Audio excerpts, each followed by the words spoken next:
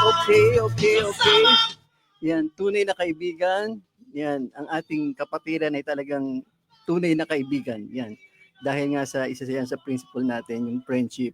Pero yung leadership from time to time ay talagang yan ang bibigyan natin ng diin dito po sa ating programa. Maganda po ang ating maging programa ngayong pong araw na ito. Ikalabing-isa po ng buwan ng Nobyembre, unti-unti pong umuusad patungo po sa Kapaskuhan. Di ba parang ngayon sa mga panahon ngayon, parang napipil natin din ba yung Pasko. Naalala ko nung araw, nung bata pa ako, mayroong kanta na parang yung parang may sinasabi na yung ang gabi ay lumalamig na, ang hamog ay kumikinang sa umaga, ang simoy ay nagwiwika na Pasko na nga.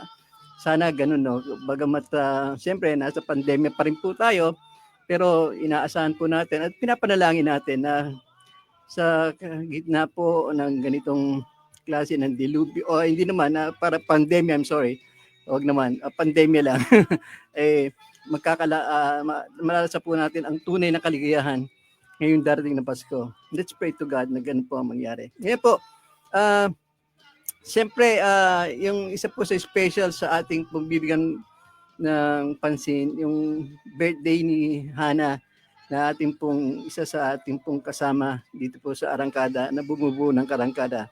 Si Hanalay, ang kanyang lola, si Mahelia Malana, na nagdiwang po ng karawan kahapon. At alam naman po niya kasi pinopost ni Hana yan sa Facebook.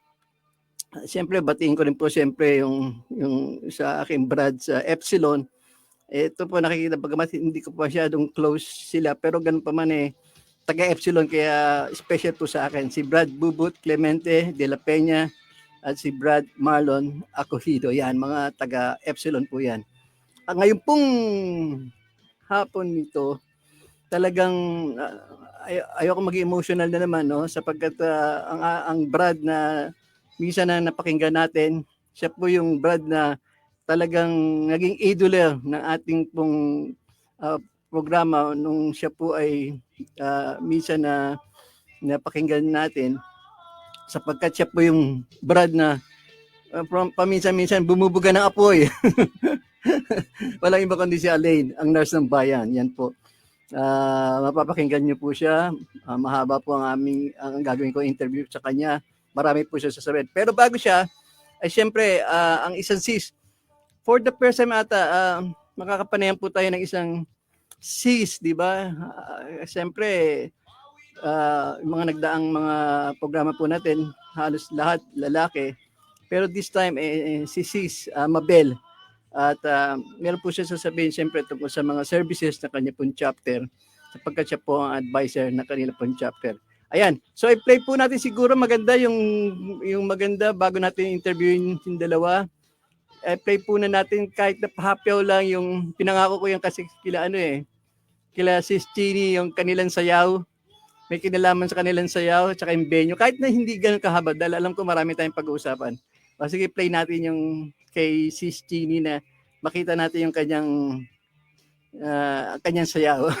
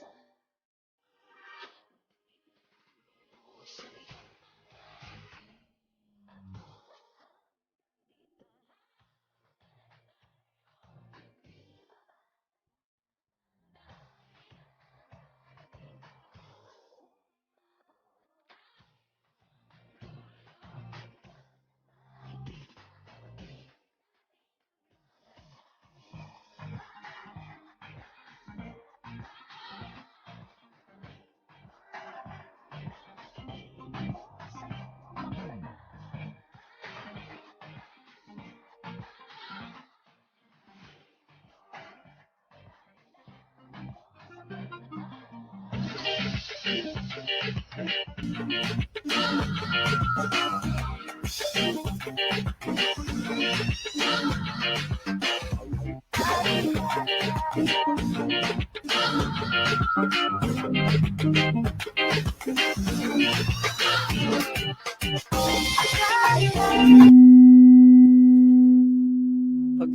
ayan. Ready na. Parang may umugong. Ayan, ayan. Okay na ba?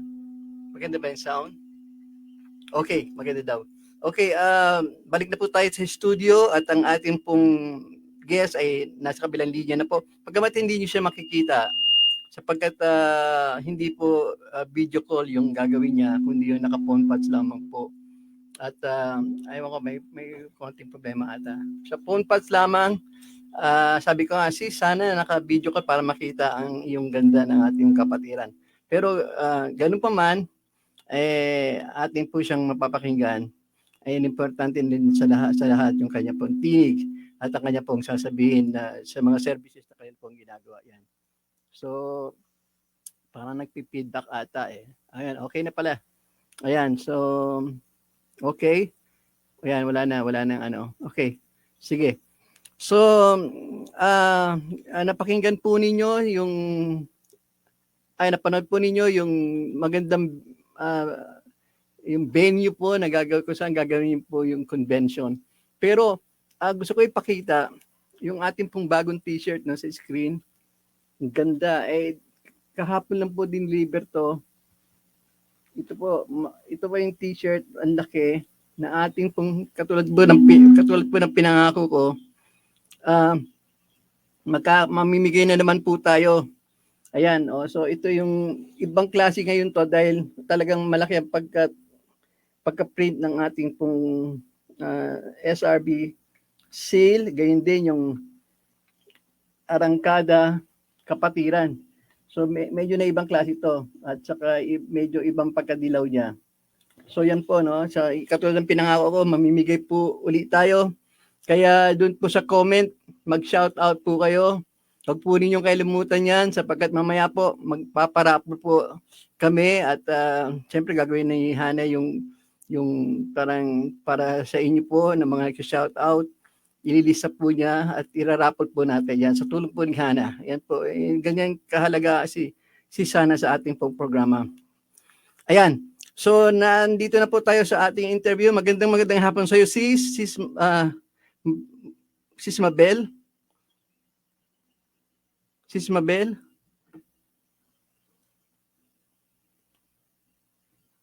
Hello, Sis Mabel. Parang hindi naririnig ata yung sa phone pads. Sapagkat importa. Ayan ata ito. So, magandang hapon, Sis Mabel. Ayan na. Okay na pa? Ayan na. Naririnig ka na ngayon. Sige. Ang linaw ng yung tinig. Andito po sige. ako. Yes.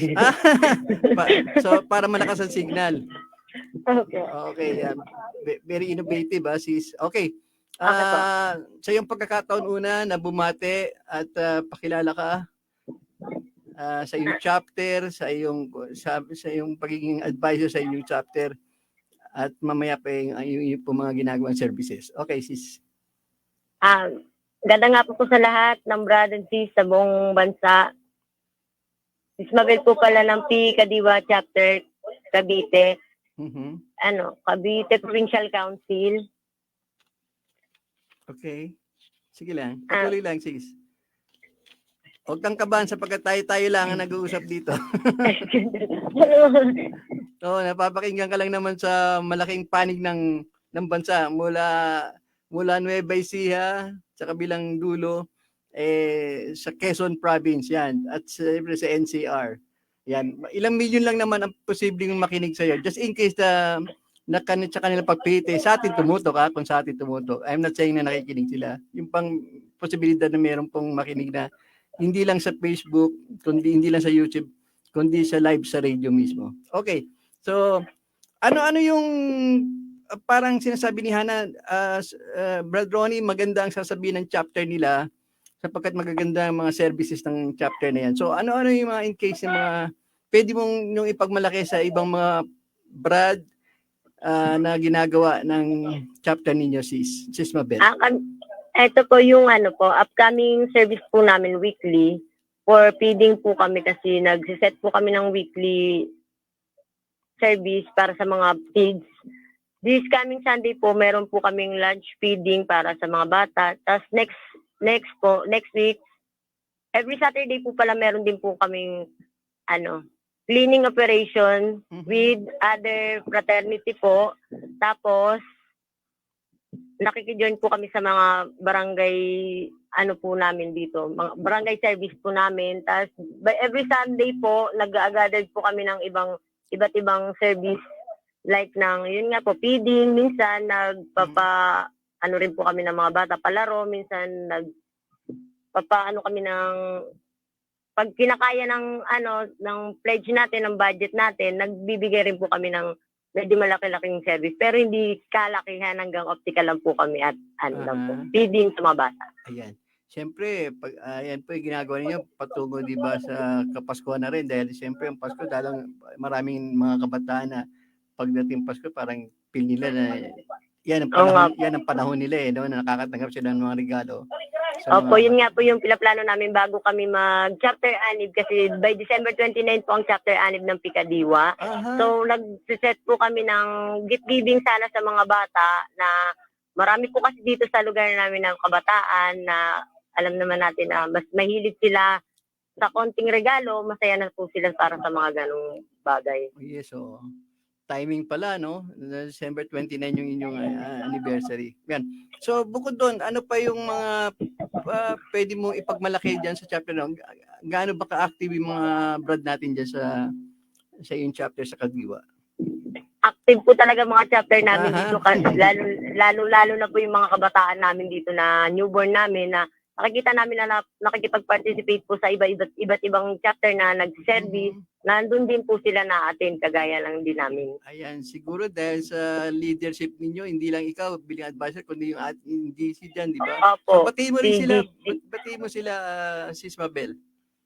Shout out sa GC namin, nanonood po siya ngayon, nasa work hindi po siya si Brad Randy Ritostos po, kapatid ko po yung GC namin. Shout out po sa buong Pikadiwa at sa ibang chapter na sinasakupan ng Cavite Provincial Council. Ayan. Balita ba? May balita ka ba na ang yung chapter ito isa sa mga delegate na tutungo sa Pangasinan, yung ating interview kamakailan? Hindi ko pa po yan tol. Kasi pero ito pa sa isa pa pagmamalaki ko. Ang chapter namin, ang best chapter sa buong Cavite Provincial Council. Last po. Kaya pala nakakuha kami ng best chapter. Best chapter. Ayan. So, ilan na naglaban? Ilan ng chapter? Ilan yung parang nagkaroon ng hindi naman talaga yung parang competition na friendly competition at kayo ang nagwagi? Mga ilan chapter? 24 chapters po atap ko kami dito ng buong Cavite. So, hindi ko lang, not sure lang po pero yes. Yun ang ko. So, hindi biro. Considering na 24 chapters tapos kayong talagang nandun sa top, di ba? Hindi biro yan. Something na talagang dapat ipagmalaki. So, kaya pala sabi ni Hana, interviewin nyo dahil maganda sasabihin ng chapter na yan. Kaya pala sinasabi mo sunod-sunod yung mga activities nyo, yung mga services nyo, no? Talagang Yun nga po talaga yung pinaplano kasi namin ngayon. Kasi po, di ba, nandito na tayo. More on community service tayo. Kahit anong kaya natin gawing servisyo, may patupad lang natin yung Tama. Kapatiran natin. Mapakita lang natin yung kagandahan ng kapatiran natin. Sige. Tama po ba? Yes, tama.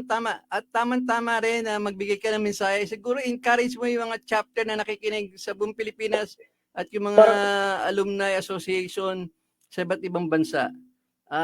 Nasa yung pagkataon sapagkat sa susunod talagang bibigyan namin kayo ng daan na naka-live, na naka-video call para na sa ganun pwede niyo ipakita yung kung ano niyo, yung background at yung iba pang official ng inyong chapter. So yung pwede mong gawing itong mensahe na to, parang encourage mo para palabin mo rin ng damdamin at yung bang pagiging yung sigla ng ating pong kapatiran sa iba't ibang panig ng ating bansa. Okay, Sis Mabel.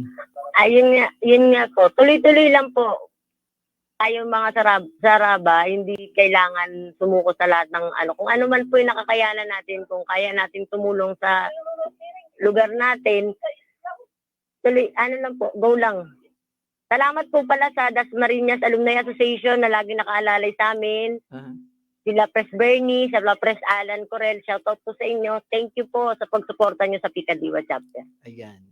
Baka may gusto pa idagdag bago tuluyan nating ibigay yung ipi-play na video at yung iba pang part ng ating, yung iba pang segment ng ating programa.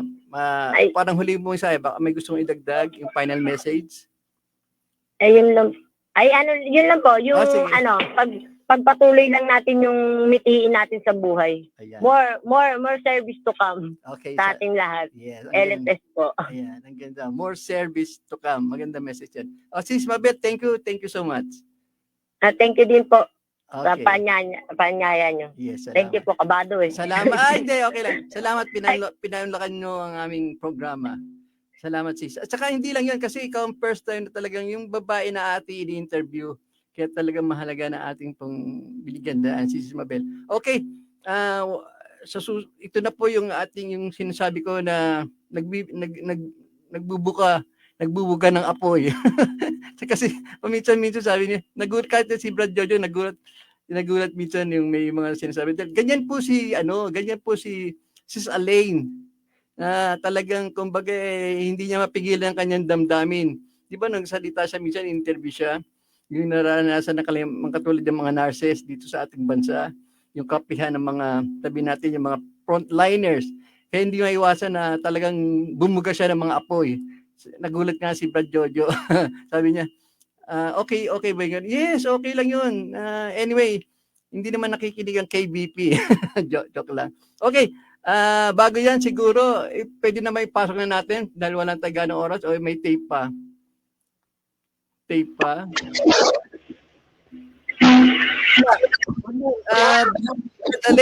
na namin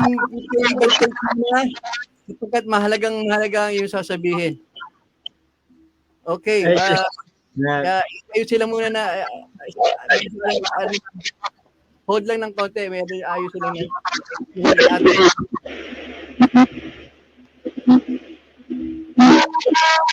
Ayan, okay na. Okay na yung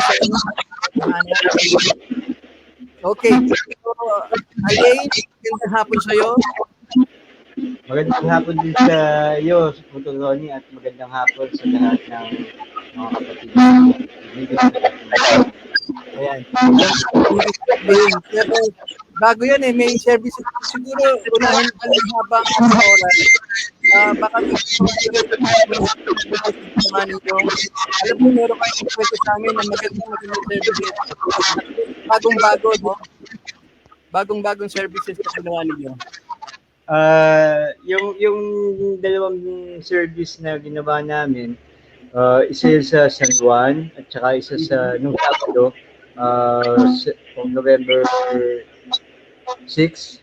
Tapos isa yung sa Islamic, November 7. Pagkasunod dyan, bali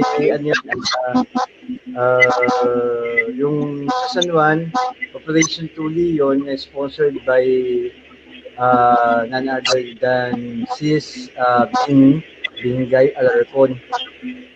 Nasa status na nasa Canada, batch 79 ng Road Chapter. Okay. Sige. Elaine, pag may pagkakataon mamaya, pero siyempre mas importante yung sasabihin mo. Pero pag may pagkakataon, play namin yung video. Kung hindi man ngayon, sa ibang araw namin ito yung video. Lalo na dyan sa Islamic Catholic. Yung sa Islamic, November 7 yun, bali napaka-matagumpay na service na nangyari yun sa history na bali ba yung minute service doon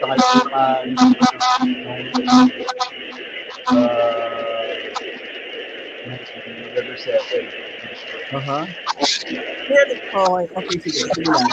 So, ilan ang nakinabang dyan sa Islamic Center? Bali, sabi ko muna sa San Juan.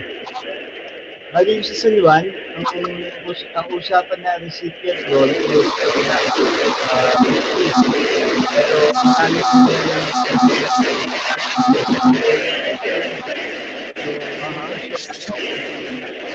Sige lang, sige lang.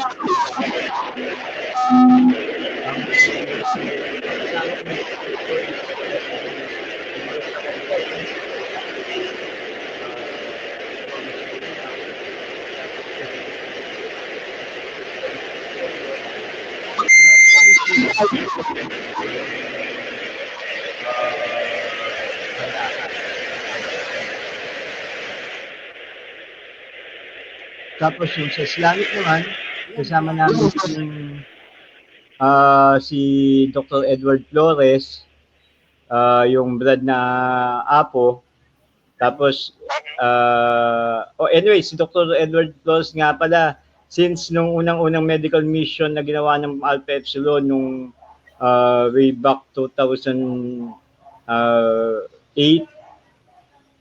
kasama na namin siya. Hindi nagre-review pa lang ng ng board exam niya, kasama na namin siya sa mga service hanggang ngayon. Tapos si Sis Ancalo, yung apo sis natin na taga Laguna, na lagi kong kapartner sa mga Operation Tuli, nandun din. At yung iba't ibang mga brad at sis na naturuan natin na magtuli, kasama natin nagtuli doon. At pride ng Alpha Epsilon yon na marunong magtuli o maraming marunong magtuli sa chapter ng Alpha Epsilon. Wow. Ilan lang brad train mo? May higit 10 na O nasa 15 na sila. Ayun. Pero kung minsan din sila mismo i-invite ka rin sila na mga ibang chapter. Kung baka pwede naman. Actually, kapag di sa tulian ng Pandakan, kasi namin yung kapartner na namin yung SK, kasama ko o kasama namin yung mga blood at sis natin sa Sintoque, dito sa Pandakan, sa De La Fuente, sa Iris, na tutunang magtuli sa proseso ng mga pagtutuli ng service. So,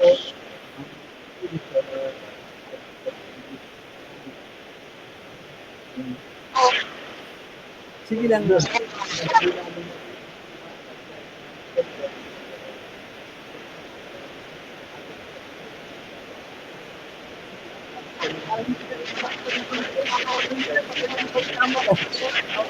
Parang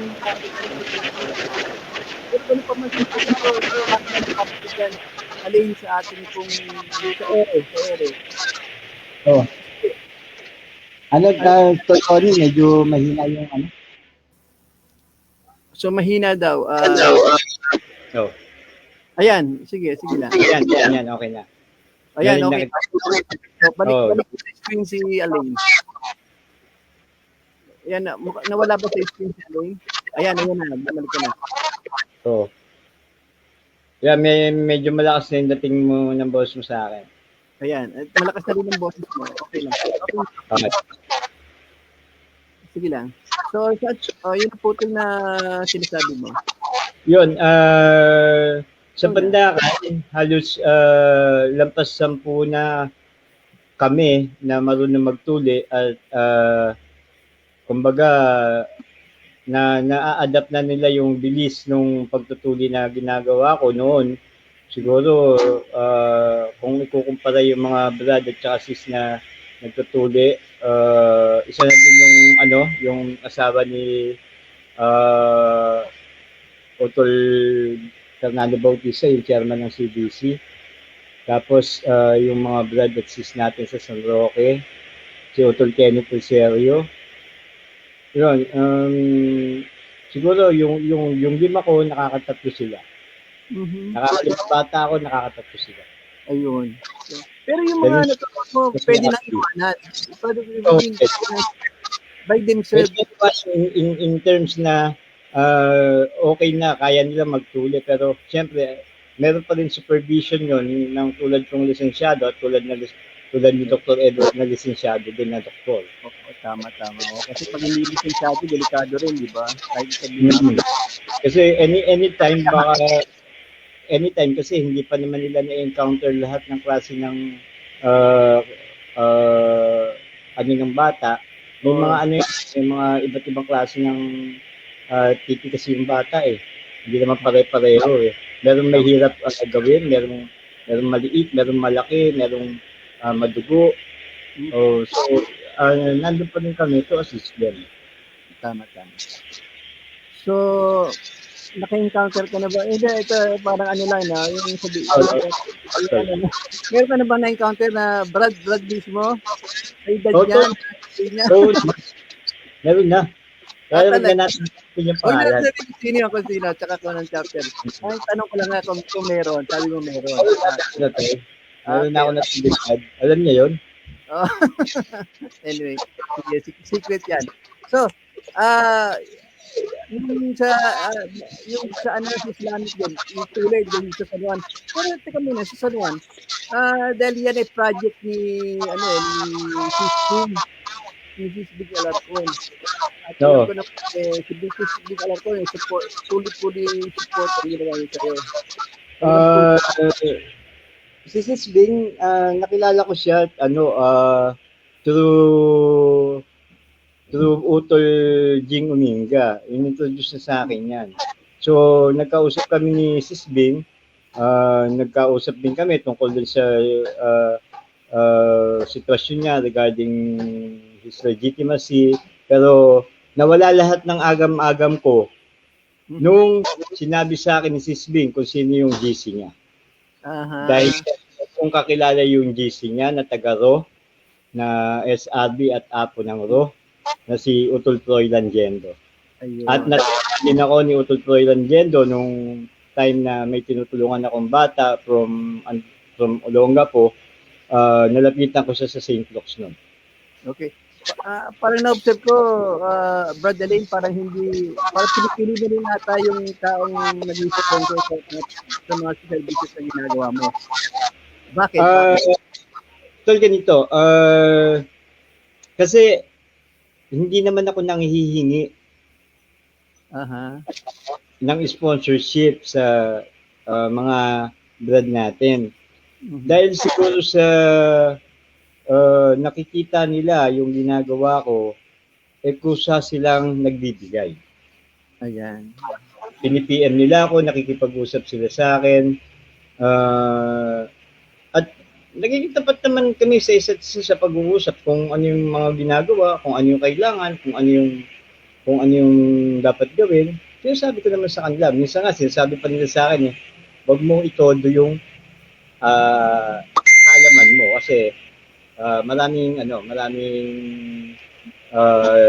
nandyan na nag-aano lang na kumukuha lang ng idea tapos naman okay lang yun. Oh, siyempre, okay lang yun. Kung nila na maayos, why not? Tama. Diba? Oo. Hindi naman hindi naman para ipagdamot yan. Tama. Kung mas maganda siguro, kung i-approach nila ako, matuturuan ko sila ng diretso. Matuturuan ko pa sila ng mas tama, hindi yung tinitingnan lang nila para i-grab yung ideya na meron ako. Tama. Ba't kailangan pa yung gano'n, di ba? Samantalang open ka naman sa kanila. Ngayon, yun yung sinasabi ko. Sige.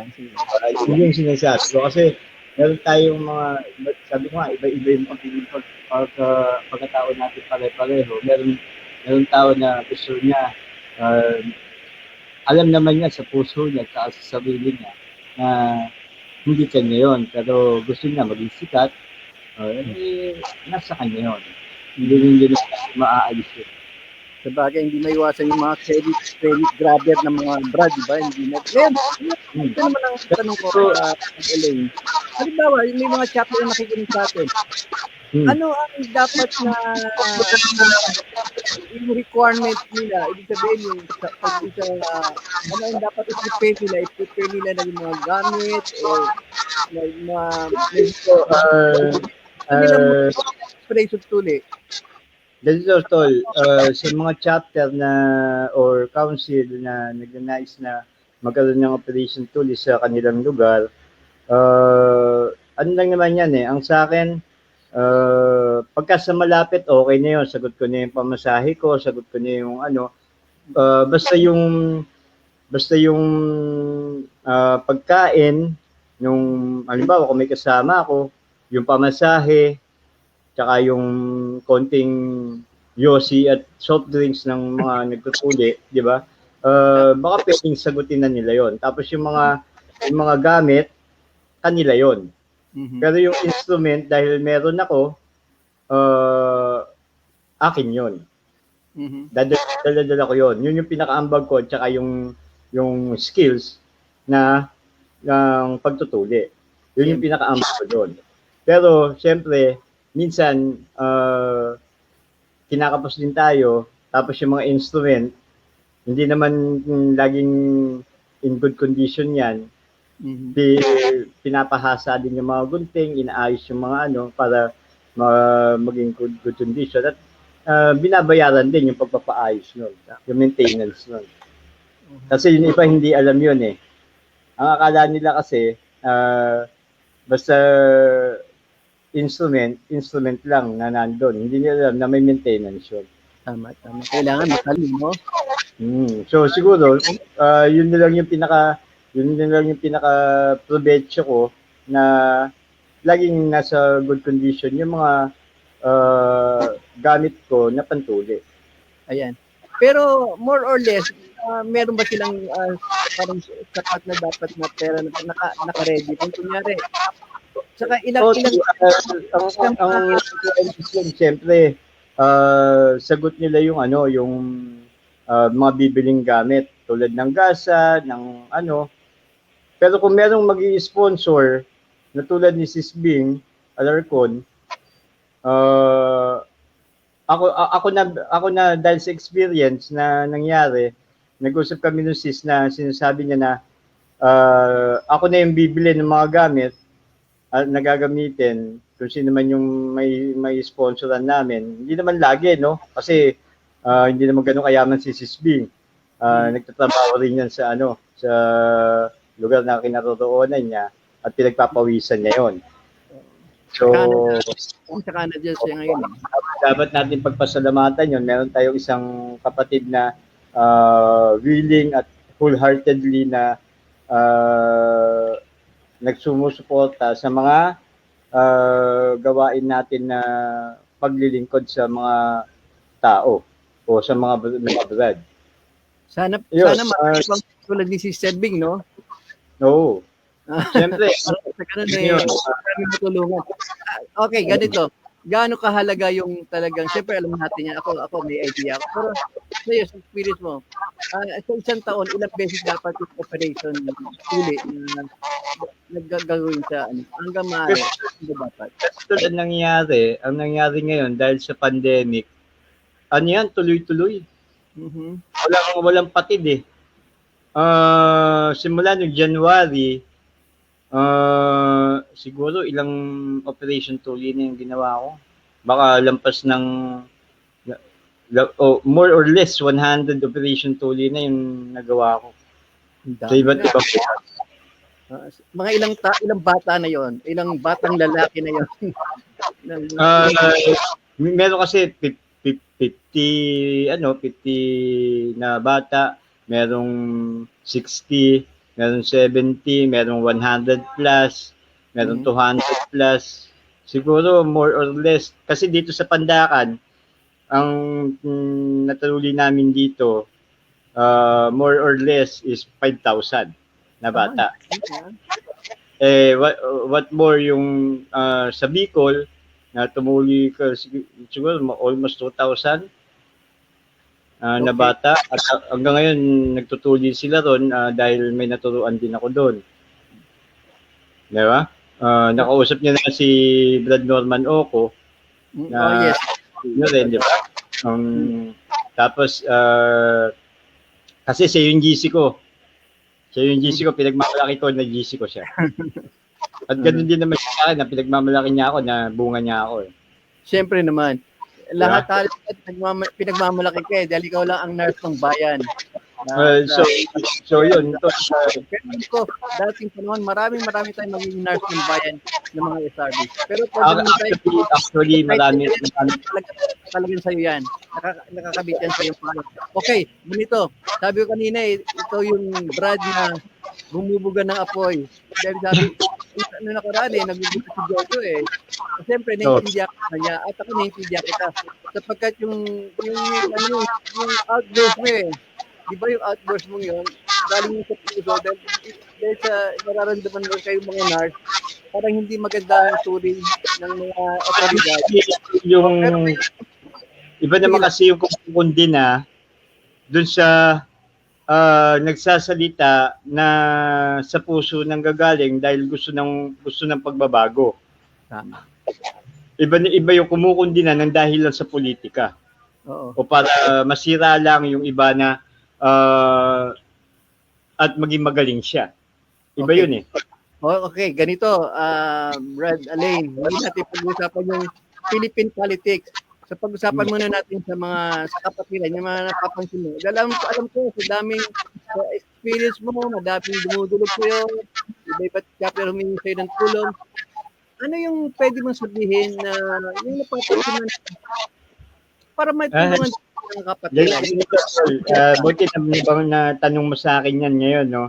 Kasi meron akong post last night o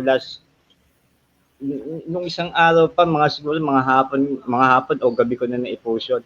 Meron tumawag sa akin na isang sis, batch 89 siya ng Alpha PUP, si sis Bing Villamor Manahan. Actually, yung pinsan niya, barkada ko dito sa Pandakan, naging batchmate ko. Yung asawa niya, kasalukuyang nasa banig ng karamdaman, sabi, nakalagay nga sa post ko, pancreatitis yung sakit.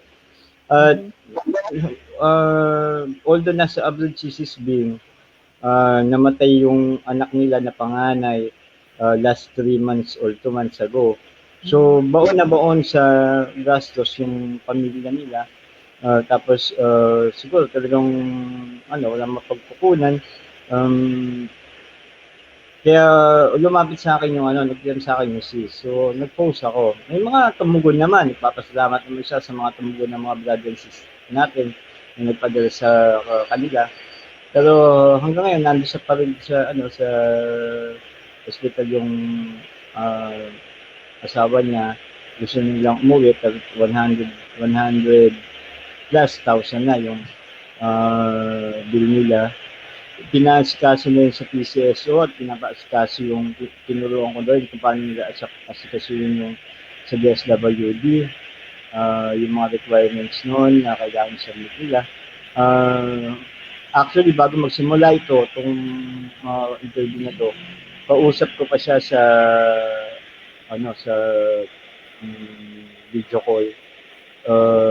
Hindi nga siya kasi sabi ko gano'n, talagang ganyan sis, pero kalamayan yung loob mo at matutugan lahat yan. Tinuluan ko sila kung paano kausapin ng hospital, bawal i-hold ang pasyente at ibigyan nila yung guarantee letter na magkakaling sa DSWD at sa PCSO, plus yung 35,000 na hawak-hawak nila na cash, makakalabas sila. Yun ang sabi ko sa kanya. Sana magawa. So, sabi ko pa yung hipag niya mamaya, sabi ko after niya itong program na to, tawagan ako para may bigay ko yung instruction. Kasi ang layo nasa Bulacan ako, nasa Bulacan sila, nandito ako sa Pandakan, nasa Manila. So hindi ko sila masamahan. Sabi ko kung nandito lang yung sa Metro Manila, kaya ko kayo samahan, kaya ko makipag-usap sa hospital. Tulad ng mga ginagawa ko sa ibang mga brother sis na hinihingi ng tulong sa atin. Kaya sabi ko nga yun, pero kapag kaganyan kasi kalayo, sobrang layo na hindi naman ako makakapunta agad. o hindi ko mapupuntahan talaga. Unang-una, problema yung financial na pagpunta mo doon kasi mamamasahe ka. Wala akong ganun kalaking halaga. At imbis na ibigay ko na lang sa kanila, bakit pa ako pupunta doon kung pwede ko naman silang turuan kung ano yung gagawin. Talagang nakikita ko, talagang na down yung ating sarili. Pero, pwede ka rin manawagan ngayon sa mga Tol, gusto ko sana manawagan sa mga manawagan ka sa mga vlog at sis natin na merong puso na tumulong sa kapatid natin kasi nararamdaman ko yung bigat ng nararamdaman ng sis. Dahil malayo siya, hindi niya makita yung asawa niya. Tapos ganun yung problema, di ba? Tapos yung namatayan pa sila ng panganay na anak. So, sana kung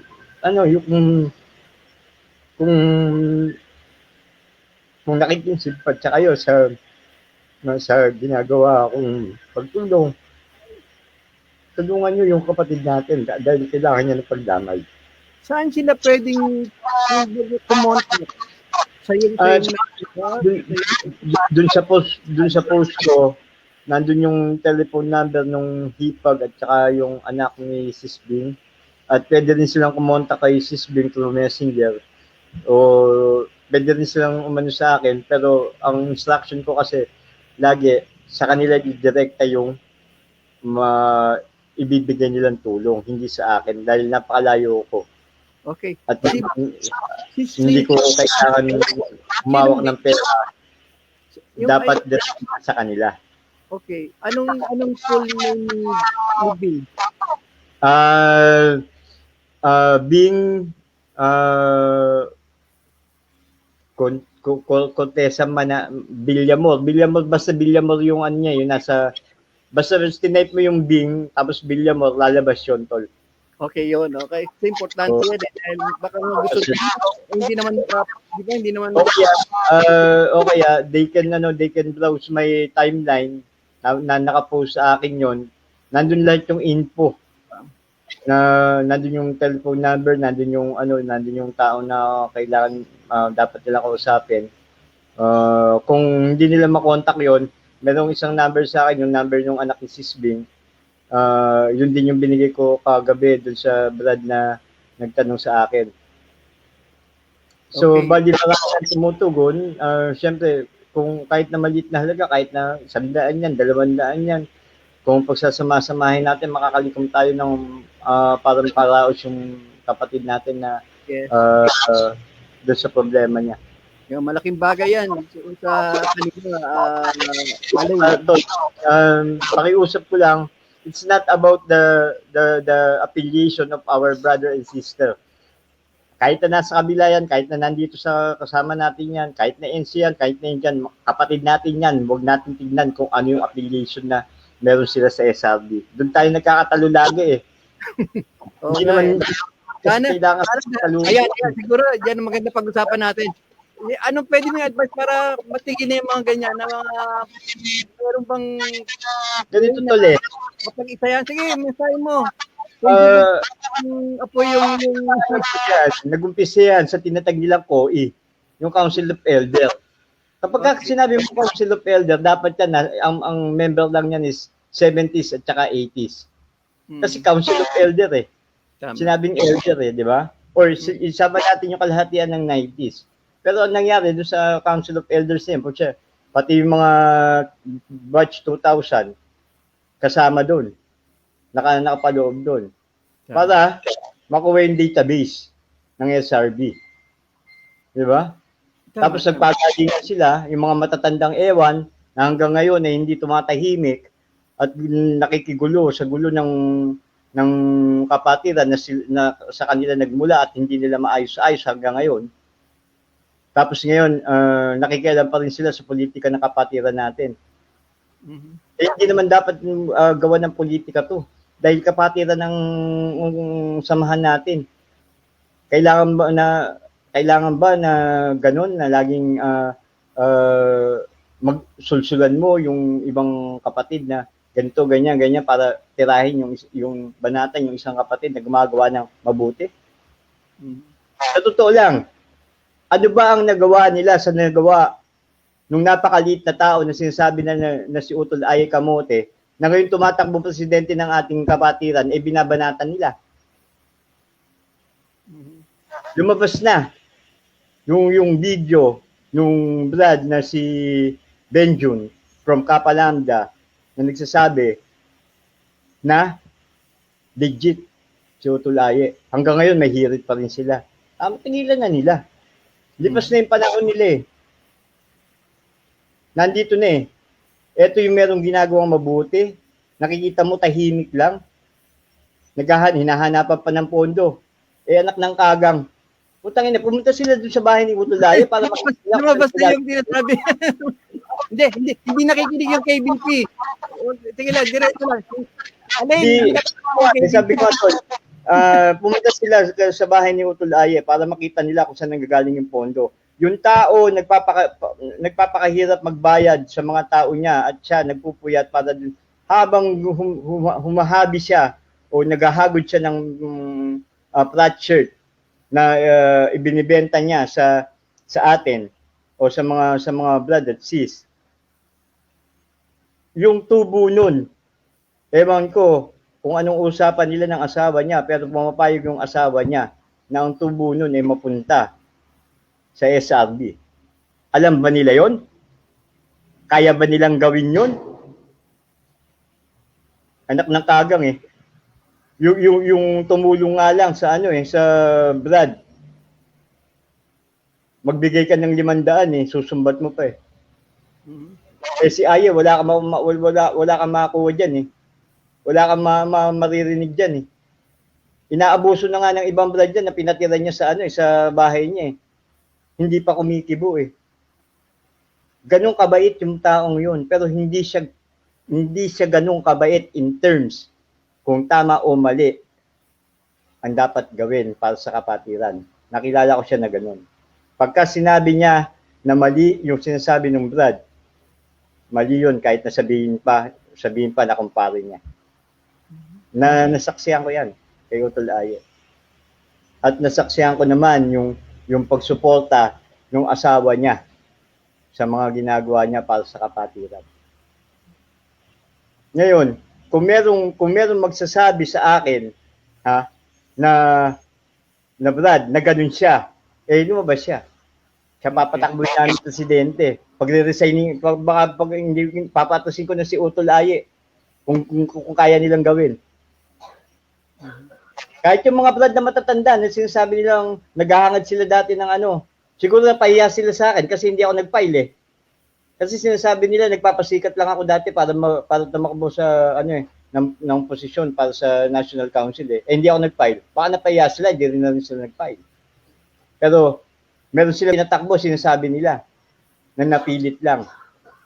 Tapos yung plataforma magagawa, imposible. Imposible magawa ng 3 to 6 months yun. I bet, papabasag ko bayag ko kung magagawa niya. Di ba? Tawa ng tawa siya, Ganun lang kasimple yun. Maging realistic sila. Huwag sila mambola. Hindi ito bolahan. Hindi ito politika. Hindi politika ng ng buong Pilipinas. Politika to at usapin to ng kapatiran natin.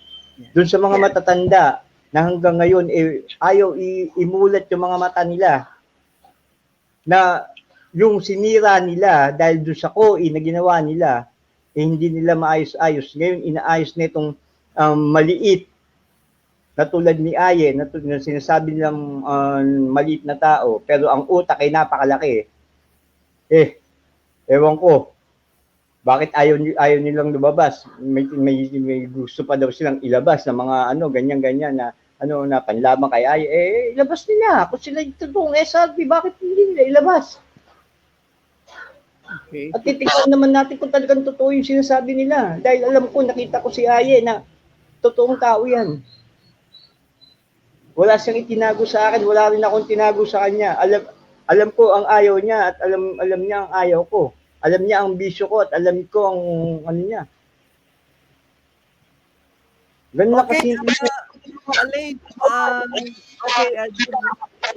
So ako bilang isang sinasabing matanda ng kapatiran pero mas matatanda sila sa akin, nakikiusap ako sa kanila.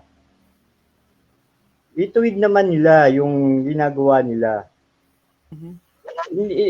This is not an issue of national election ng Pilipinas. Huwag nilang isama doon.